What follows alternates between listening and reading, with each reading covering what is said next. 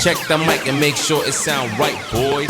¿Tú qué opinas sobre la parte del proyecto del nuevo aeropuerto de Texcoco? Era un buen proyecto desde el punto de vista de ingeniería. La cimentación hay de dos: o la construyes desde la superficie, que el metro original se construyó con estos muros. Desde el terreno construye los muros en zanjas. Señores, ¿cómo están? Sean bienvenidos, mis hermanos, a un nuevo video del Recreo del día de hoy. Mis hermanos, un podcast bastante interesante. Ya saben que aquí se trata de venir a echar chisme sobre todo eso, pero el día de hoy vienen a aprender. Así que, mis hermanos, les quiero presentar a un colega, un amigo, que la verdad es que ahorita estamos platicando detrás de cámara y sé que les va a encantar la plática. Vamos a aprender muchísimo, así que les quiero dar la más cordial bienvenida. Mi amigo, ¿cómo estás? Felipe Jiménez, del canal de Ingeniería Geotécnica, un canal bastante interesante de toda la parte que tiene que ver con las cimentaciones. Somos colegas, por ahí tú de la UNAM, yo del Poli, desde ahí ya como que hay una rivalidad, nada, no es cierto, pero muchísimas gracias por aceptar la invitación, amigo, ¿cómo estás? No, de qué, Mau, pues muchas gracias a ti por la invitación. Digo, al final es muy padre encontrarse a personas que les gusta como que lo mismo que tú, y entonces en esta parte compartimos pues el gusto por generar contenido, el gusto por la carrera y pues por echar chisme también. Por aquí andamos, muchas gracias. ¿Eres ingeniero civil? Así es. Se dedicas más que nada a la parte de mecánica de suelos, geotecnia, toda esa parte de los suelos, de las cimentaciones. Tienes canales, tienes redes. Compartimos varias cosillas por ahí, no sé si puedo hablar también de lo de la banda, pero me gusta esa parte. Entonces, no sé si les pudieras contar rápidamente quién es Felipe Jiménez, a qué te dedicas, cosas así sencillitas de ti. Aparte de ser ingeniero, pues me dedico a esta parte del contenido. Me gusta bastante, me gusta la difusión, me gusta también pues platicar un poquito siempre de lo que hago. Esta parte como que complementa mucho de lo que soy. Son como polos opuestos a veces. Pero sí es padre, y estamos platicando ahorita detrás de cámara, es padre complementar la parte de la ingeniería, abrirte un poquito más, no solamente eso, abrir tus horizontes y todo eso, y más que nada hacer cosas que te gustan, ¿no? Por ejemplo, tú con la música y todo eso está interesante. Pero a mí me gustaría empezar este video, este tema de lleno, así vámonos como Gordon Toan, como dicen, con la parte del suelo de la Ciudad de México. Aquellas personas que vivan en Ciudad de México sabrán que tenemos un suelo arcilloso, sabrán que tiembla un montón. Apenas nos acaba de pasar hace como 15 días, estábamos durmiendo y vámonos en pijama a la calle. ¿Qué les podrías contar? ¿Cómo les podrías decir que es el suelo de la Ciudad de México, pero visto desde la parte de un especialista en geotecnia? Digo, en México hay muchos especialistas en geotecnia, muy buenos, y el motivo o la principal motivación de esto es que se dice en el argot del medio que la Ciudad de México es como un laboratorio a escala natural, ¿no? Donde aquí nos especializamos porque nos toca construir en un suelo que es muy complicado, que a nivel mundial es único, o sea, no hay una arcilla de este tipo que se le parezca. Así como dato curioso, más o menos, ¿no? El suelo de la ciudad tiene aproximadamente 4 partes de agua por una de suelo sólido, o sea, de mineral. Entonces eso lo hace muy deformable, muy susceptible a los sismos. Es como si fuera una gelatina, se mueve bastante. Exactamente. Siempre nos explican en la escuela, es una gelatina. Así es, y todo esto de construir en la ciudad pues viene desde la época de los aztecas, ¿no? Donde tuvieron que ganarle terreno al lago por medio de las chinampas y todo eso. Entonces prácticamente fueron colocándole suelo a este suelo tan complicado. Y el origen de este suelo, en pocas palabras, es que era una cazuela, ¿no? Prácticamente formada por los cerros. Y de repente, como hay erupciones volcánicas, que también eso es otra de las condiciones que tenemos por acá, es que estos minerales, estas cenizas volcánicas se depositaban en un lago, y esto pues va a hacer que con las reacciones químicas se van formando estas arcillas en un ambiente de lago, ¿no? De agua, pero se fue almacenando porque esta cuenca, esta cazuela drenaba hacia el sur, y de repente viene el volcán que se le conocía como el volcán del Xitle, donde cierra el drenaje, y pues entonces ahí sí la cazuela se va almacenando, se va sedimentando, y pues ahí los aztecas nos dijeron que ahí donde se parara el águila en el nopal, pues era donde teníamos que construir. Y nosotros le seguimos el juego y ahí seguimos construyendo, ¿no? Pero, oye, es un lago, me vale. Ahí construyes y ahí haces la ciudad. Y se hizo. Y se hizo. Y pues toca construir, ¿no? A como dé lugar. Y creo que uno de los monumentos a la ingeniería mexicana es la Torre Latinoamericana, por ejemplo, que ha soportado todos los sismos, desde el 57 más o menos. Y pues ahí está la prueba de que se puede construir en cualquier parte del lago. De que se puede, de que sea rentable, de que sea económico, ahí es la cuestión, ¿no? Pero de que podemos. Decían por ahí siempre el lema de ingeniería civil es de que se puede, y para eso es ingeniero, si no, no eres ingeniero, ¿no? Y ahí se ve. Y fíjate que me acuerdo justamente en las clases que nos decían que lo que es la Ciudad de México y lo que es Japón son consideradas las cavas de la parte de las cimentaciones, porque Japón tiembla, pero a un montón, o sea, a diario hay temblores. Y la Ciudad de México, precisamente eso, es una gelatina, y eso lo vamos a abordar después en el tema del aeropuerto de Texcoco, porque también era el claro ejemplo de la cimentación.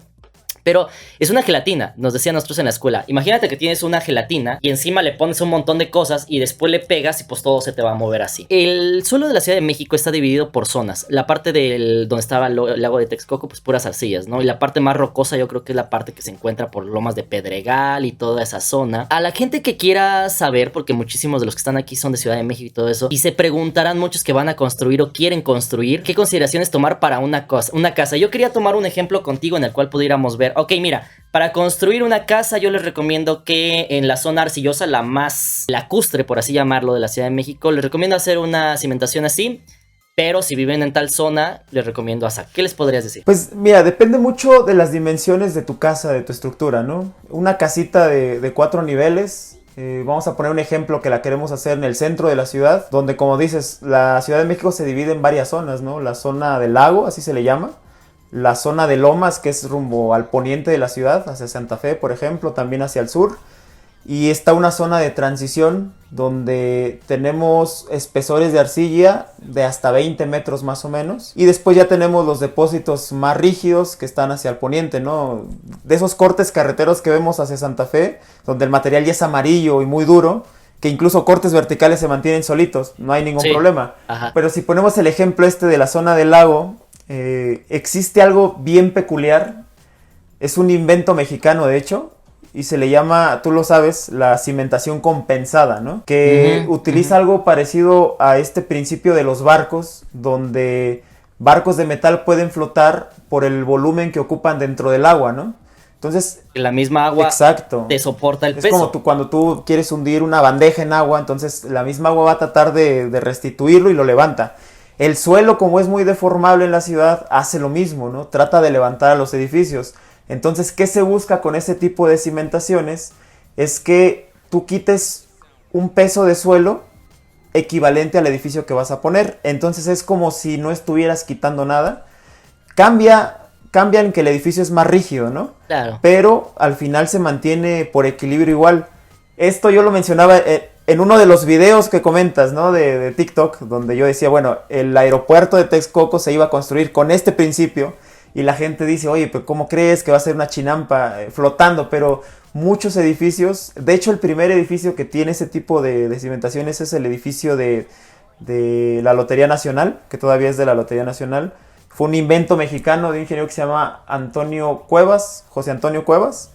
Y de hecho le decían el loco Cuevas, ¿no? Por este tipo de ideas que ¿de dónde? ¿No? Claro. Es que va a flotar. Exacto, ajá. pero existe. Y entonces ese es el principal, pues digamos, sistema que se utiliza. Un edificio de 4 niveles, requieres excavar por ahí de 3 metros y ya compensas el peso y listo. Ni siquiera son necesarios los pilotes porque el peso no es tan grande, ¿no? Claro. Y entonces eso es lo que yo recomendaría. Ya en la zona de Lomas, cerca a Santa Fe, pues primero que no encuentres cavernas y ya ganaste, ¿no? Con eso ya son materiales minados, ¿no? En alguna época pues sacaban mucho material de ahí, entonces te queda ese tipo. Oquedades porque la lava se puso dentro de donde pudo haber, no sé, una cañada o algo. Entonces, quedó porosa. pero si tú ves que el suelo es bueno, con zapatas, las zapatas como las que conocemos en cualquier lado, ¿no? Incluso hay, el gobierno federal tiene como un manual de autoconstrucción, ¿no? Donde la gente reglamento, ¿no? Quiere construir su casa y no necesita un especialista en geotecnia si la casa no pesa tanto, ¿no? Entonces, con recomendaciones generales, es fácil construir hasta 3 niveles, ponle, más o menos. O sea, una casa normal para una familia de unos 120, 200 metros cuadrados, 3, 4 niveles, basta con una cimentación. La cimentación que les recomiendas, ¿cuál sería? ¿Zapatas corridas? ¿Una losa de cimentación? ¿Qué tipo de losa les recomiendas? Yo, para 3 niveles, probablemente hasta con zapatas, o sea, en zona de donde está la arcilla, ¿no? Pero ya más de 4 niveles, yo les recomiendo muchísimo consultar a un especialista. Y si no hay de otra, el suelo es peligroso, ¿no? Entonces, más vale la pena pues consultar a la gente que sabe, ¿no? Y fíjate que pasa algo bien interesante porque la gente dice, no, ¿cómo le voy a meter tanto dinero al proyecto? ¿Y cómo le voy a meter tanto dinero a enterrarlo en la tierra si lo que yo quiero es lo que está arriba? Pero pues si tu cimiento no está fuerte, el día de mañana lo que esté arriba se va a venir abajo. ¿Cuánto cuesta aproximadamente un proyecto para una casa como la que estamos hablando ahorita? Un edificio de 4 niveles te sale alrededor, bien hecho, entre 60,000 y 70,000 pesos. Ok. Pero pues estás hablando que un edificio de 4 niveles te sale, o sea, lo puedes, el valor, no sé, puede andar entre los 10 millones de pesos más o menos, ¿no? Sí, es un porcentaje muy pequeño, ¿no? Mucha gente pues omite un estudio de mecánica de suelos como tal porque no falta el vecino que te dice, oye, yo ya sé qué suelo hay ahí, no es necesario. No, hombre, si yo ya le excavé 1 metro y ahí está mi zapata, mírala, ahí está, ya ponlo. Ese es el problema cuando tiembla después, ese es el problema, ¿no? Sí, no, y ahí están casos como, no sé, el colegio Repsame, ¿no? Que, les digo, deja lo material es lo de menos, ¿no? Las vidas humanas. Las pérdidas humanas. Pues yo creo que sí es muy importante, ¿no? No vale la pena como dejarlo a un lado. Ni aunque el maestro te diga, yo ya construí algo igualito ahí al lado, más vale hacer las cosas bien, ¿no? Creo que es parte como de la ética profesional también. Que es algo que muchísimas veces nosotros cuando construimos no nos damos cuenta, ¿no? O sea, ya una vez de que estudias todo eso sabes de que aquí puede ser que en este cacho donde tú estás te toque que el suelo esté bien y la casa de al lado posiblemente tenga una corriente de agua por debajo o que en el sondeo ahí haya piedra o que a la mera hora haya otra cosa. Entonces puede cambiar mucho en tramos muy pequeñitos de terreno. Eso puede pasar muy, muy sencillo, ¿no? Y supongo que te ha tocado ver algún ejemplo de eso. No, sin duda, sobre todo como dices, cuando vienen ríos, tenemos, no sé, todas las avenidas que se llamen Río Churubusco, Río Miscuac, realmente eran ríos, ¿no? Entonces ahí te encuentras que viene el material de río, así como tal, piedra de río, y de repente al ladito ya es arena y a los 3 metros ya te encuentras arcilla. Y entonces, sobre todo esto en zonas a las que les llama transición, ¿no? La Condesa, la Roma, todo lo que está alrededor de los suelos o del centro histórico más o menos. Yo tengo una duda y eso sí me voy a ver muy mal preguntándolo porque supone que ya lo estudié, pero tengo una duda. A mí me tocó ver una vez una construcción que se estaba haciendo una casa, pero era en una zona súper lacustre, al norte de la Ciudad de México, donde es pues prácticamente del lago. Tú excavas 2 metros y ya sale el agua. Yo me acuerdo que en ese entonces lo que hicieron fue excavaron, yo creo que 1,5 metros más o menos de la calle para abajo, no creo que haya sido más, o sea, 2 metros no creo que haya sido. Y pusieron piedra de esa grandota, de las que vas a comprar, esas piedrotas, y en esa pues armaron las zapatas, y sobre esa pusieron ya toda la parte de las cadenas, y sobre ese cimentaron. ¿Qué opinas sobre ese tipo de construcción? Pues mira, si no es una construcción muy pesada, no debe haber ningún problema, ¿no? Digo, sí tenemos un suelo lacustre, así como tal, pero antes de eso tenemos un material que se le llama, tú lo sabes, la costra superficial, ¿no? La costra, ¿no? Son materiales de rellenos, materiales que se endurecieron con el secado solar y todo eso. Entonces son 5 metros de más o menos buenas características, mejor que las arcillas. Entonces no hay problema si las edificaciones son, como dices, de 3 niveles. Ya más de eso hay que evaluar todo, ¿no? Ya hay que hacer un estudio formal, en serio. Y sobre todo con gente especialista, o sea, gente que realmente... No, nada más hay con el Mr. Cracks que hace videos en internet y te dice, te cobro 20,000 por hacerte tu estudio de mecánica de suelos y no sabe nada. No, con alguien que sí le sepa. Porque un estudio de mecánica de suelos o geotécnico, para aquellos que no lo sepan, se supone que, ¿qué es lo que incluye? La parte del sondeo, la parte del modelaje y qué más. Pues sí es el sondeo como tal, porque al final por eso surge esta especialidad en que el suelo es material de construcción, ¿no? Y a diferencia del concreto y del acero, que tú lo mandas a hacer a una planta y donde tiene que cumplir ciertas características, ciertos estándares, el suelo tú lo extraes a como lo ha hecho la naturaleza. Entonces, además de explorar, de ver qué hay que extraerlo, hay que llevarlo a un laboratorio, igual para hacer resistencia de este material. Entonces, todos los equipos se deben adaptar o hacerse especiales para probar el suelo como un material de construcción. Así como se hacen cilindros de concreto, así hacemos cilindritos de suelo y hay que ver que se deforme, que no... Te digo, nosotros lo vemos, es muy curioso, lo metemos al horno, mide, no sé, 10 centímetros, lo sacamos del horno, mide 4 centímetros ese cilindrito. Todo lo demás era agua. Exacto. Entonces ya después viene la parte del cálculo, de calcular tu peso de tu estructura, de calcular si el suelo soporta o no, qué tipo de cimentación vas a poner. Y en un estudio de mecánica de suelos te debe decir qué hay de suelo, cómo lo vas a cimentar tu edificio y sobre todo cuánto se va a deformar. Primero tienes que ver que resista, pero ya que resiste, cuánto se debe deformar. Y en el reglamento de la ciudad hay valores límites para la deformación.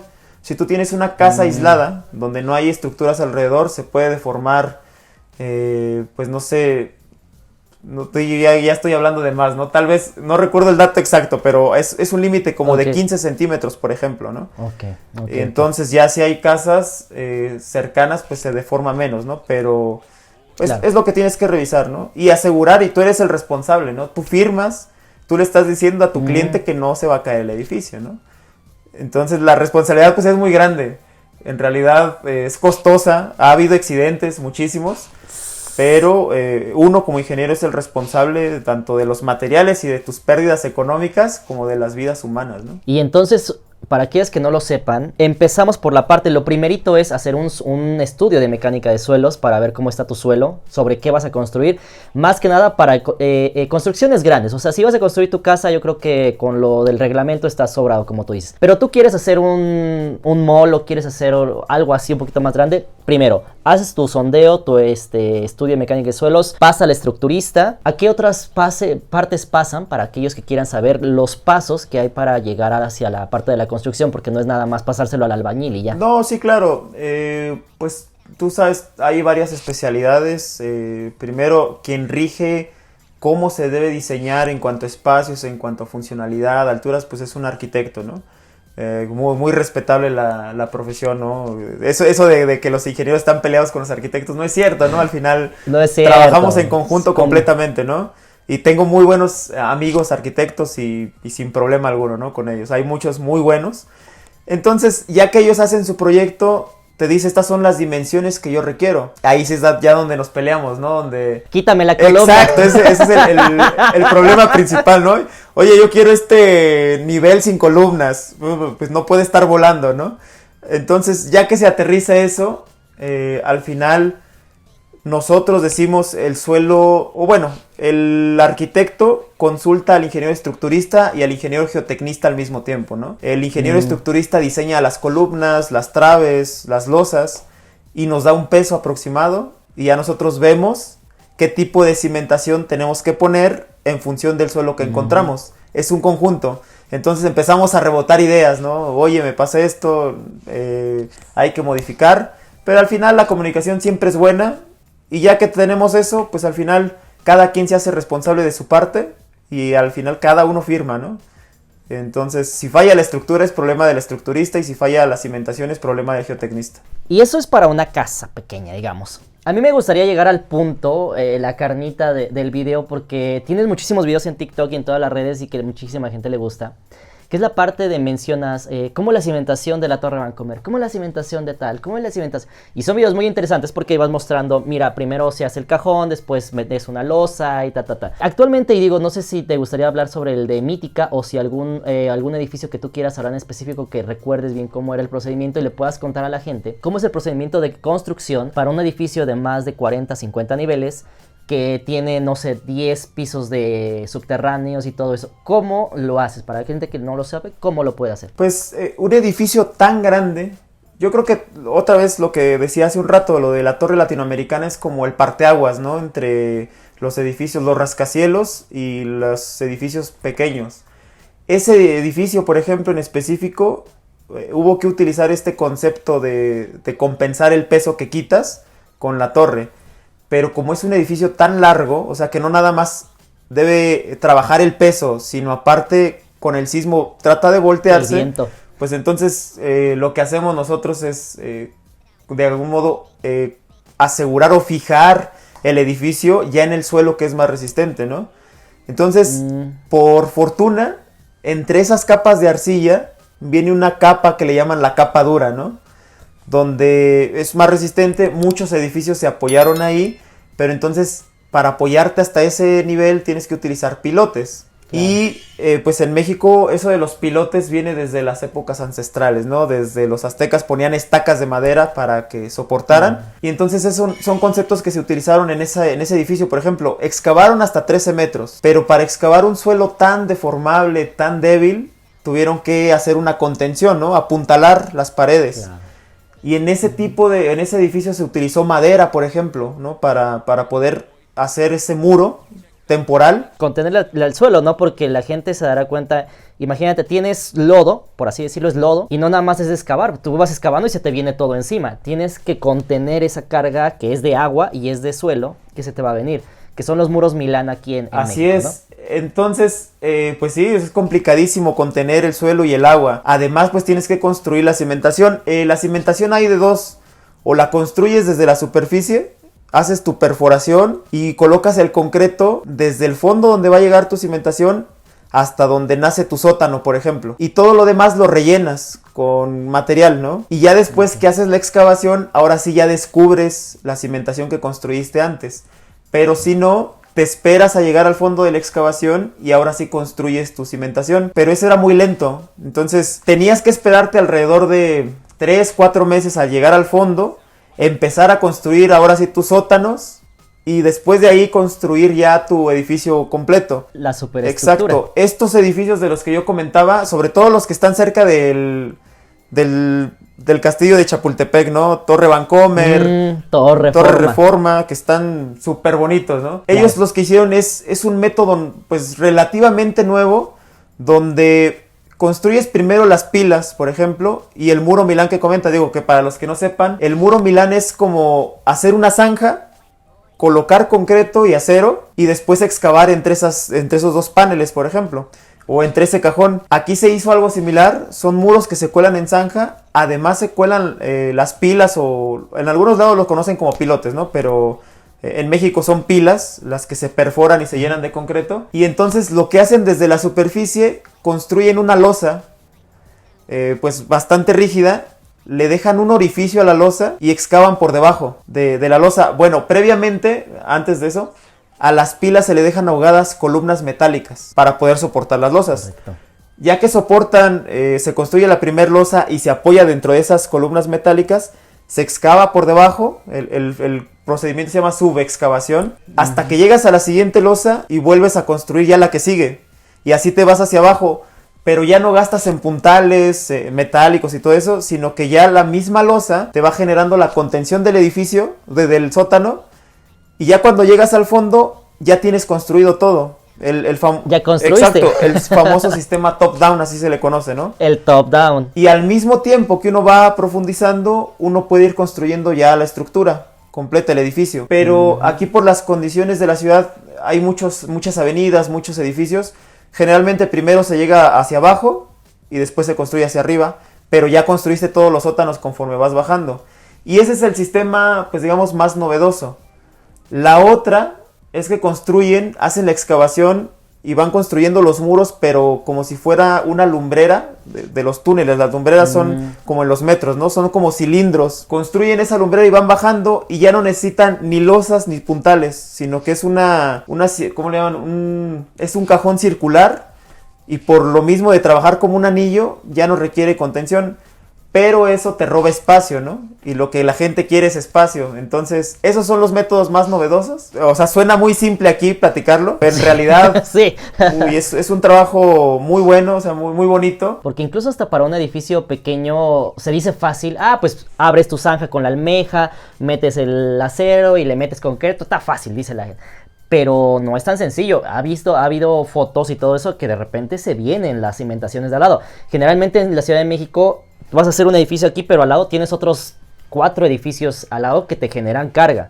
Porque un edificio no nada más te genera carga hacia abajo, sino también te genera presión lateral, sí, ¿no? Claro, ¿no? Entonces tú agarras, haces tu zanja, pues corres el riesgo de que se te venga para eso. Y precisamente para eso funciona lo que son las losas, ¿no? Te rigidizan toda esa parte. Así es, y ya después, pues todos esos sótanos al final son útiles, ¿no? Como espacio de estacionamiento. Entonces, si tienes, no sé, 50 niveles, pues obviamente necesitas algo proporcional en sótanos. Y es la forma de utilizarlo, ¿no? Los sótanos son subterráneos completamente. Sí, que ya nos estamos quedando sin espacios de estacionamiento en la Ciudad de México. Cada vez hay más carros y menos lugar donde dejar el carro, Sí, ¿no? y además, pero eso no soluciona el problema, ¿no? Puedes tener lugar para los carros, pero el tránsito aumenta sí o sí, ¿no? Sí, siempre es un relajo. Pasó apenas en el Mítica, ¿no? Que mucha gente se quejaba de eso, de que sí es un monstruo, ¿no? Y todo, pero pues todo el impacto social que te tiene alrededor de la zona. Es algo que a ver si algún día hablamos. Y fíjate que a mí me gustaría hablar un poquito sobre la parte, precisamente, estábamos hablando de las lumbreras y todo eso, del metro. Una vez me tocó ir a ver cómo estaban construyendo la parte del metro de la línea 12, en la parte de ¿cómo se llama? Colonna del Valle, me parece que es donde estaba por ahí. Y estaba interesante porque es precisamente lo que tú comentas. Hacían los muros laterales y hacían una lumbrera que es como un hoyo, donde pones la losa, haces un hoyo y vas bajando como topo. Y abajo tienes una ciudadcita abajo, en la parte del metro, ¿no? Entonces, les podrías comentar rápidamente cómo, no todos los metros son diferentes, pero los subterráneos, más o menos que les puedas comentar cómo se construyen, porque vi uno de tus videos por ahí en el que explicabas cómo se construye todo eso. Sí, pues digamos que el metro original, o sea que fue la línea 1, la primerita, se construyó con estos muros, o sea, desde el terreno construye los muros en zanjas, después excavas entre los tableros estos de muro y vas colocando puntales metálicos, así nivel tras nivel, y al momento hay que sacar el agua, algo que te comentaba que también es complicadísimo. El agua es un relajo, ¿no? Ahorita hablamos de eso, pero es un relajo, el agua hace de las suyas. Hay una frase que me gustaba mucho de un libro que tenía por aquí, bueno, no lo tengo aquí a la mano, de un ingeniero que se llama Terzaghi. Ah, Terzaghi, el famoso Terzaghi. El padre de esta disciplina, ¿no? de la geotecnia. Él decía, cuando excaven debajo del agua, él decía, quiten el agua o quítense ustedes, ¿no? Y causa mucha gracia, pero es real, ¿no? Y entonces pues ya, van sacando el agua, van quitando el material, llegan al fondo de este cajón, así se llama el cajón, construyen una losa que es donde va a soportar toda la estructura, y en el metro pues colocan para las vías, colocan esto del balasto, ¿no? De gravilla, bueno, son como rocas, fragmentos de rocas, y pues tomaron la consideración de colocar un colchón considerable, considerando que el metro pues como es muy deformable y con todos los sismos, puedan ir ajustando ese nivel del balasto para poder pues nivelarlo, ¿no?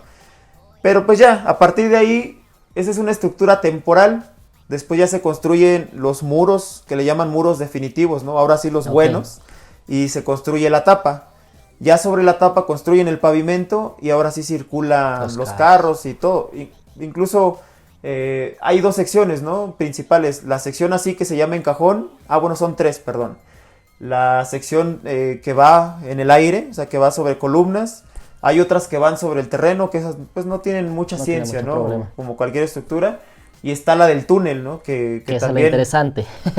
Exacto. En México hay mucho especialista en túneles, pues por el metro y por el drenaje profundo, claro, ¿no? Y ahí, pues ya por lo que se ha optado, es que generalmente esta sección de túnel se tiene, por ejemplo, en Barranca del Muerto, a partir de ciertos lugares, que es donde tienes el suelo bueno. Es donde yo quería llegar, porque quería tocar primero cómo se construye y después las diferencias entre los suelos, porque por ejemplo hay zonas del metro que son subterráneos, pero es poca la distancia. Tenemos la zona del Zócalo y todo eso, sí están abajo, pero no es tanto, bajas una distancia normal. Pero en Barranca del Muerto, Polanco, toda esa zona, o sea, bajas varios, no sé cuántos metros serán exactamente, pero bajas un montón hacia la parte del metro. ¿Sabes exactamente por qué se llegó a hacer así? ¿Hubo algún motivo por el cual tuvieran que bajar tanto, o por qué esas estaciones del metro son muchísimo más profundas que las demás? Parte también tiene que ver por las interferencias, ¿no? Como cruzan unas con otras, obviamente una de esas tiene que estar abajo, ¿no? Si no, pues sí, chocarían.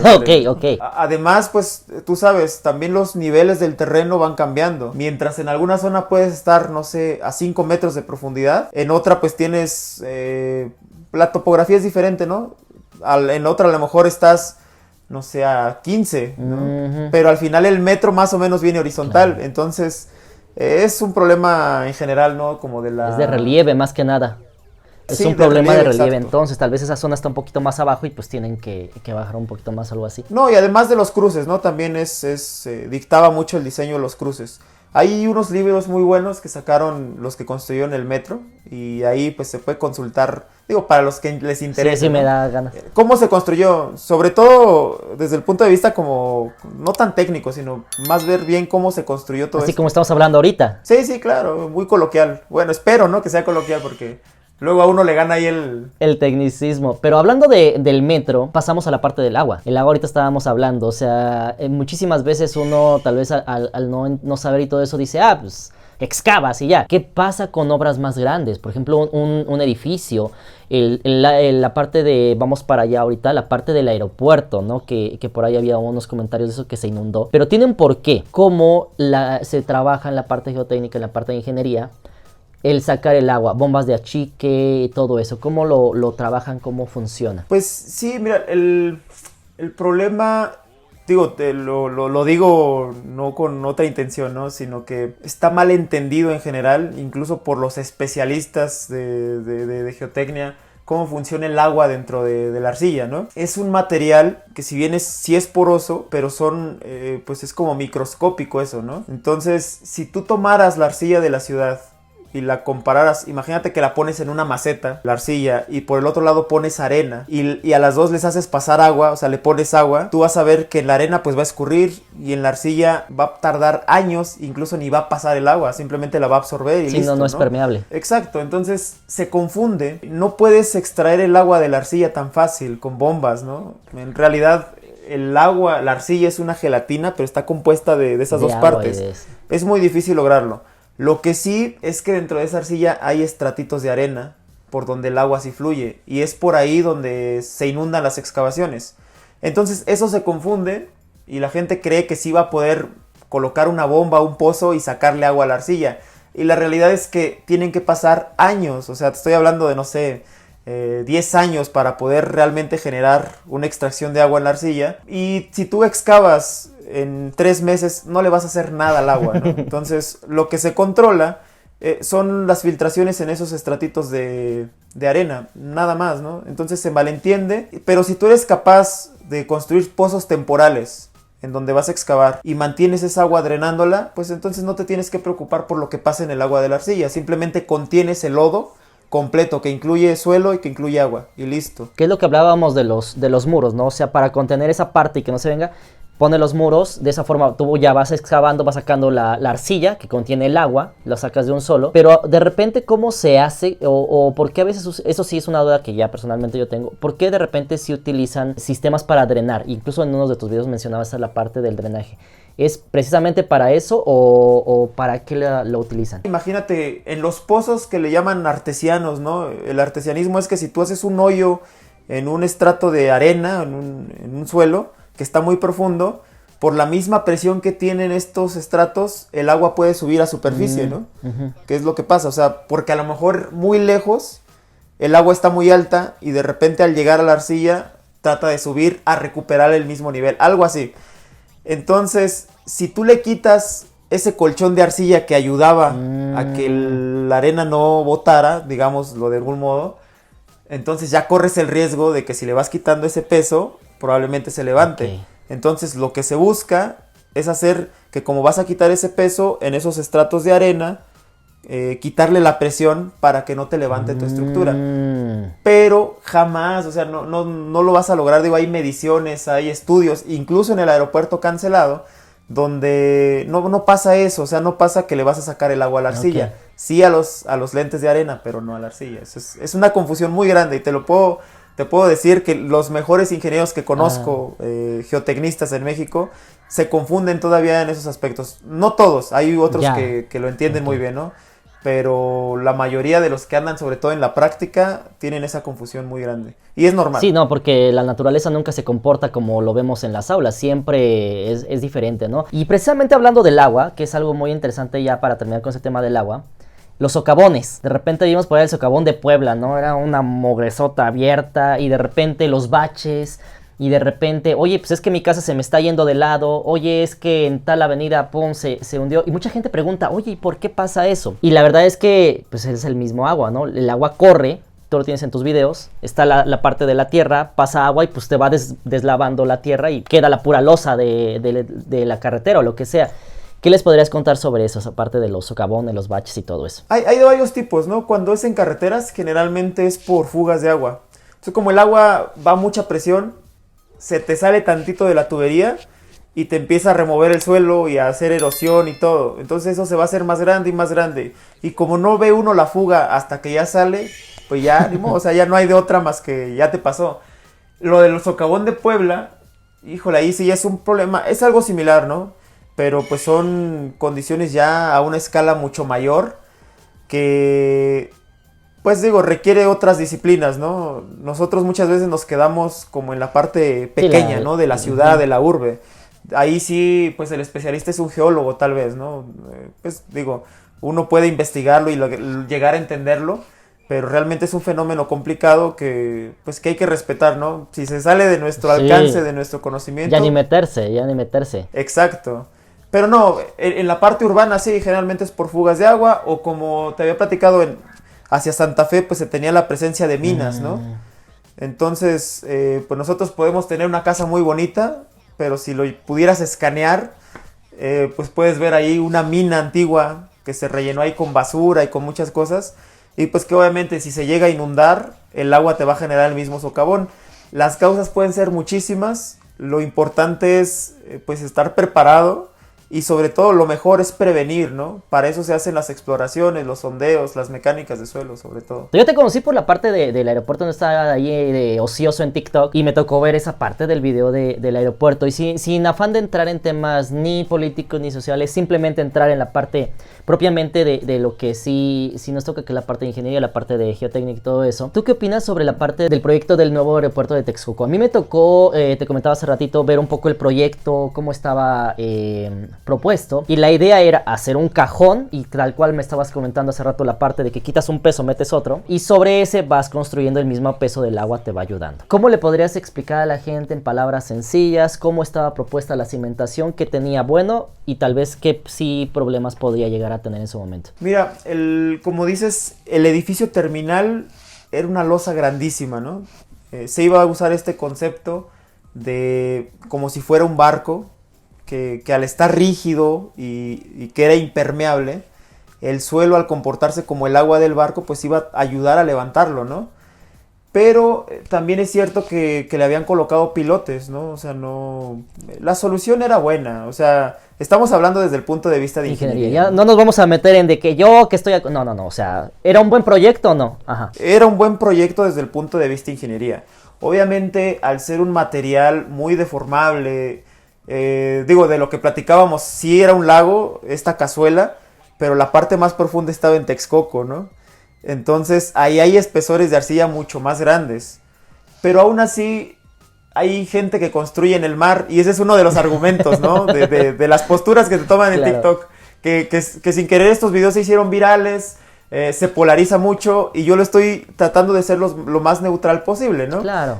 Entonces, desde el punto de ingeniería, tú lo sabes, podemos construir hasta en el mar, y se ha hecho. Las islas de Dubái están construidas sobre el mar. Tokio, en la parte de Japón, tiene islas, ya no tienen espacio, y sobre el mar tienen que construir, y hay muchísimos videos que pueden encontrar en Discovery y en muchos canales, en los cuales está el mar y le van ganando terreno al mar. Eso es posible aquí en muchos lugares. De que se puede, lo que decíamos al principio, de que se puede. La parte que tú comentas entonces era una plancha, pilotes que iban al estrato duro, a la parte dura del suelo, y que aparte la misma agua iba a ayudar a soportar ese peso de la estructura, por así decirlo, ¿no? Fíjate que no precisamente los pilotes van a la parte dura, sino que como cuando tú clavas una estaca, ¿no? O sea, por la misma fricción que se genera alrededor, es posible que te ayuden a que no se deforme tanto. Desde ese punto de vista, pues bien, sin problema, o sea, se puede controlar, se instrumentó para que no se deformara tanto. Donde yo sí veo personalmente, o sea, como ingeniero, un problema posible es en la parte de las pistas. Pues al final, como tú dices, hace rato lo comentabas, sí hizo una exploración muy exhaustiva, también muy cara, hay que decirlo, o sea, también la economía nos importa a los ingenieros, y sí es una solución buena, pero es el costo elevado, obviamente, ¿no? Quieres construir en el mar, no va a ser lo mismo. Sí, que construye en la roca. Exacto. Pero aún, o sea, después de eso, a diferentes distancias ya tienes diferentes espesores de arcilla. Entonces, pues lo que se hizo, como cuando tú colocas peso en la arcilla, expulsa agua. Y esa agua expulsada es parte del volumen de la arcilla, entonces disminuye, pero no disminuye en Parejo. todos lados igual. Lo que se hizo fue, digamos, de algún modo artificialmente sacarle el agua desde antes para que se deformara lo más que se pudiera y a largo plazo pues ya que se comportara un poco mejor. Obviamente todo eso también es una solución cara, ¿no? Porque es un trabajo extra, pero si bien todas las predicciones que nosotros hacemos como ingenieros del comportamiento del suelo, una cosa es la realidad y otra es la teoría. Y por más que nos aproximemos, al final hay una gran parte que desconocemos y tenemos que ser conscientes de nuestra ignorancia, ¿no? Y entonces eso pues pudo haber repercutido en un mantenimiento, sí, como Claro, comenta la gente, claro. costoso, y eso no tiene nada de malo. Que sí se prevé, se hizo todo lo posible porque no sucediera, pero sí pudo haber hundimientos, nosotros le llamamos hundimientos diferenciales. Y la gente, por ahí una persona puso hundimientos disparejos y creo que la gente le entendió mucho mejor a eso, ¿no? Sí se pudo haber presentado, pero en general eso iba a requerir mantenimiento, reacondicionamiento tal vez, probablemente, no estoy seguro, pero pues también es un costo extra. Claro. Es algo que sucede en la terminal actual, bueno, en el aeropuerto actual. Es un mantenimiento constante todo el tiempo. Incluso hoy la Terminal 2 tiene problemas, pues porque el suelo es complicado. Aquí nos tocó vivir, ¿no? O sea, aquí nos tocó vivir Exacto, y sí, ese también. es un poquito el problema. Y fíjate que no pasa nada más en el aeropuerto, pasa en muchas obras. Está la parte de que eso para la gente que todavía no comprende, está la parte, tienes a Revolución, el Monumento a la Revolución, tienes el Ángel de la Independencia, tienes el ejemplo de Bellas Artes, los cuales si tú ves a la parte del Ángel de la Independencia se hizo casi a nivel de calle en 1910 y actualmente está elevado no sé cuántos metros. Revolución es lo mismo, ¿no? Tú vas y algunas partes están hundidas. Tenemos la parte de Bellas Artes que ya se nos hundió y se va a seguir hundiendo porque es una estructura muy pesada. Entonces son cosas que ya están fuera del control humano, por así decirlo. No, sí, pero sí se pueden prever, ¿no? O sea, sí puedes, digo, parte de la ingeniería es eso, si no, pues no contratáramos ingenieros para construir este tipo de estructuras. Se puede resolver. Y la parte del agua está contemplada. Todos los problemas que te imaginas, los sismos, todo lo malo que tiene esa zona estaba contemplada dentro del diseño. Ahí me tocó ir a un congreso hace poco, ¿no? Donde los revisores por parte del gobierno era el Instituto de Ingeniería de la UNAM, ¿no? Y en uno de los congresos, digo, muchos de ellos son mis profesores, mis sinodales. Los respeto mucho y sé que la capacidad de la ingeniería mexicana es muy grande, pero hay factores que no dependen del ingeniero, ¿no? También, eso es cierto. Y ellos decían, con mucho orgullo lo dicen, ¿no? Es un proyecto complicado y se lo contaban a ingenieros que venían de otros países, pero lo estábamos logrando, ¿no? Sí. Entonces, de parte de ingeniería no hay problema. Que critiquen todo lo que quieran del proyecto, sí. Del costo incluso, yo lo admito, pero el proyecto estaba resuelto y se iba a resolver bien, sin problema. Fíjate que a mí me tocó tener en mis manos el proyecto, creo que era de Arup, venía en inglés incluso. Era un proyecto de este vuelo, o sea, era un libro, solamente para explicar el proyecto, más aparte todos los planos, más aparte todas las memorias de cálculo, o sea, sí se había hecho toda la chamba detrás evidentemente era caro, pero algo que muchas veces no se nos menciona es la parte de que se dice, es que iba a salir muy caro o iba a salir muy caro el mantenimiento, pero también está la otra contraparte, cuánto dinero no iba a entrar a la parte de la Ciudad de México por la construcción de ese megaproyecto. Y fíjate que ya para terminar la parte del aeropuerto me gustaría saber, vi un poco en tus redes la parte de, oiga Inge, ¿y se puede retomar el proyecto o cree que ya no se vaya a retomar? Es complicado, ¿no? O sea, ya como está todo, está complicado. Porque por ahí decían incluso en los comentarios, no, es que ya se inundó. Que hay una explicación del por qué se inundó, no es nada más que se inundó. Sí, o sea, se inundó porque iba a ser un cajón donde no se le iba a permitir que el agua pasara de fuera hacia adentro. Si por algún motivo le llega agua por dentro, pues no va a poder salir, es obvio, ¿no? Es un cajón, ¿no? Incluso, o sea, imagínate, si es una estructura que no está terminada y tú colocas el cajón y no le pones todo el peso que iba a llevar, yo creo, desde mi punto de vista, que la mejor opción, o sea, eso lo digo sin conocer el detalle del por qué se inundó precisamente, ¿no? Pero creo que una de las opciones para mantener ese equilibrio sería colocarle agua adentro, ¿no? Para equilibrar el peso. Pudiera ser. Lo que sí es que pues el concreto pues se supone que sí, pues digo, tiene las previsiones para la corrosión y todo eso, pero pues no sé si sea la mejor opción. Eso es ideal, hay que verlo ya implementado, ¿no? pero sí hay una explicación, como dices, el por qué está inundado, pues simplemente porque seguramente puede llegar agua de lluvia. La lluvia está así de no fácil, descarto, ¿no? pero de que no se le sale el agua porque es impermeable es un hecho. De que la lluvia se le puede meter, se le puede meter. De que había agua antes, que por qué construyen ahí si era un lago. Toda la ciudad es un lago. El aeropuerto de Santa Lucía es un lago, o fue un lago, mejor dicho. Ex lagos, es el término correcto, ¿no? No ese es el problema. Yo digo, como ingeniero, creo que para formarte un criterio de este tipo, primero está la parte técnica, que nos incumbe mucho. También está la parte administrativa, contractual y todo eso. Y sí, los argumentos del gobierno son de que de pronto había partes del proyecto que que no se habían concursado, que había sido por adjudicación directa, es decir, le dices al compadre, oye, haz la obra. Yo te puedo decir como ingeniero, tú lo sabes, hay partes donde conviene hacer eso. Una parte es la ingeniería, o sea, tú no le vas a confiar la ingeniería al mejor postor, le vas a confiar la ingeniería al más capacitado. Al que sepa hacer bien las cosas. Exacto, pero en la parte de la ley pública, o sea, de obra pública, ahí sí es una licitación y sí tiene que ser el que ofrezca mejores costos y todos tienen que respetar la calidad. Entonces, si hay partes del proyecto que se hicieron por adjudicación directa que no debían hacerse, es real, eso y en cualquier proyecto, es criticable. Pasó hace 20 años y sigue pasando actualmente, te lo puedo asegurar. Tal vez que la intención es que la gente no se malinforme de lo que sucede, sino realmente creo que es lo que deberíamos hacer cada uno de los especialistas en diferentes áreas, dar su opinión y sobre todo invitar a las personas a que para también dar poder a una opinión hay que informarse. Sí, eso sí tiene mucha razón. Ya con las redes sociales yo que por ejemplo, voy a poner un ejemplo muy, muy burdo, no sé, veo por ahí un juicio en el cual el abogado saca al criminal o lo que sea. Yo puedo opinar muchísimas cosas, pero no soy tal vez el mejor para dar mi opinión. De aquí me gustaría pasar a la parte de los temblores. ¿Cómo afecta a los edificios, las cimentaciones, las casas y todo eso, la parte de los temblores? Porque vivimos en una de las zonas más sísmicas de América, ¿no? Sí, esa parte de los sismos, pues obviamente lo que genera es el movimiento del terreno, el suelo, bueno, la estructura, por inercia.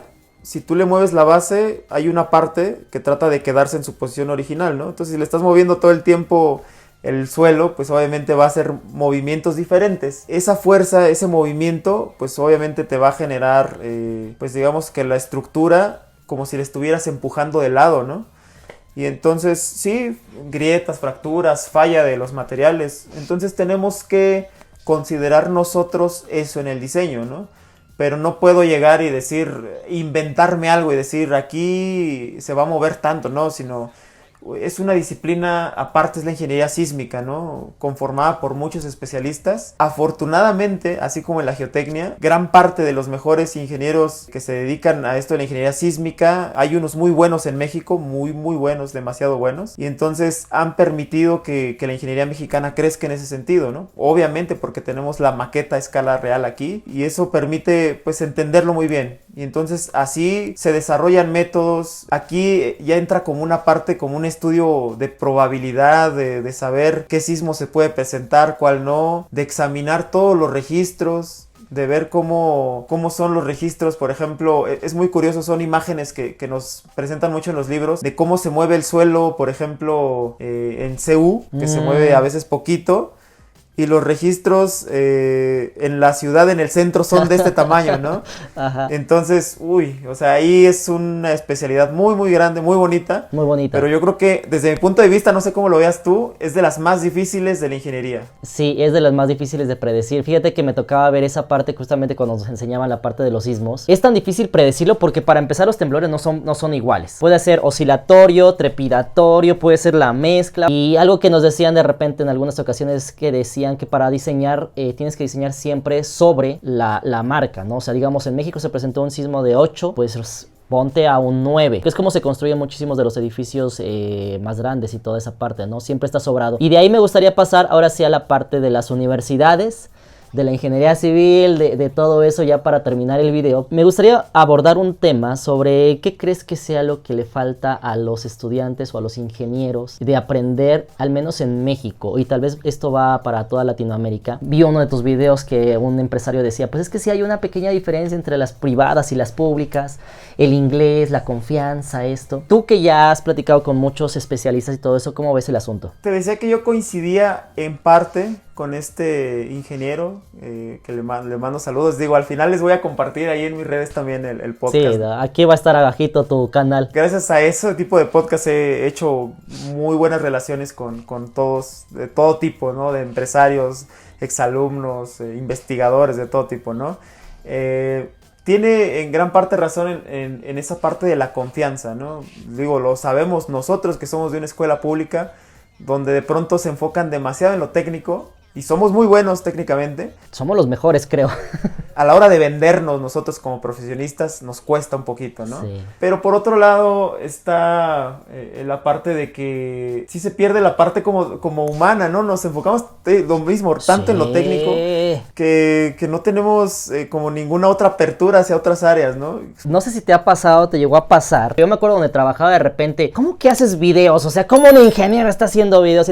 Porque no cabe dentro de la idea de ingeniería, no cabe que hagas alguna cosa más humana, más social, más de contacto. Y yo me daba cuenta, que te comentaba hace ratito, me di cuenta cuando empecé a conocer personas de otras carreras que de relaciones internacionales, de contabilidad, médicos, interactúan de otra forma. O sea, tú los saludabas y de, hola, ¿cómo estás? Y ellos, ¿qué onda? ¿Cómo estás? Y de, ¿quién sabe?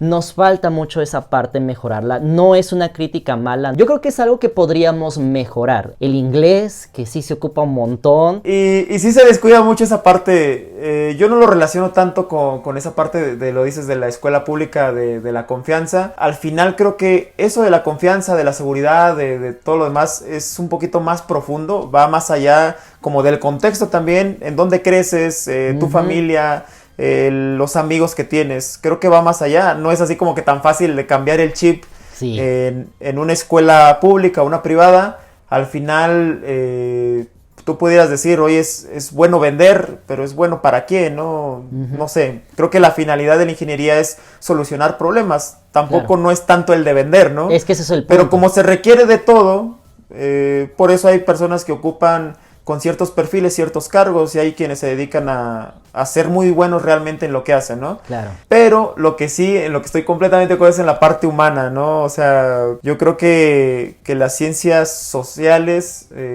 por ejemplo, en las humanidades sobre todo, ¿no? Las humanidades sí las tenemos muy lejos de nuestro espectro. Claro. Y creo que es fundamental, ¿no? Al final no todo es trabajo, no todo es un aspecto técnico, no vas a solucionar un problema en tu familia con una ecuación, ¿no? Claro. Entonces, desde que tú mantengas el equilibrio en tu vida, combinando la parte social, la parte emocional, la parte psicológica, con cierto equilibrio, con cierta salud, creo que todo lo demás viene bien, o sea, viene ya por añadidura, ¿no? Claro. Lo importante en todo creo que es el equilibrio, ¿no? Mejoremos esa parte y como personas mejoremos alguna otra parte y llevemos a la ingeniería pues a lo más alto que se pueda, ¿no? Así que muchísimas gracias por tu tiempo. A ver si nos volamos un poquito del tiempo, pero muchísimas gracias por haber aceptado la invitación, amigo. Es un placer. Cuando necesitas algo ya sabes que aquí estamos para servirte. No, con muchísimo gusto, Mau. Digo, agradezco la invitación. Siempre como encontrar personas, como te decía, afines, que compartan gustos similares y sobre todo que se centren en que no todo es trabajo, no todo es algo técnico. Pues un gustazo platicar aquí contigo, pues con tu audiencia también.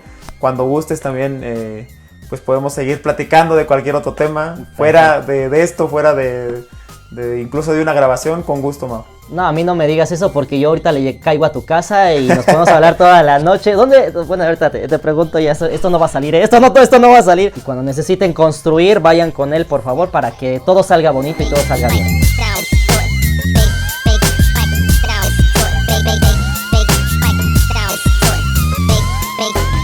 It sound right, boy.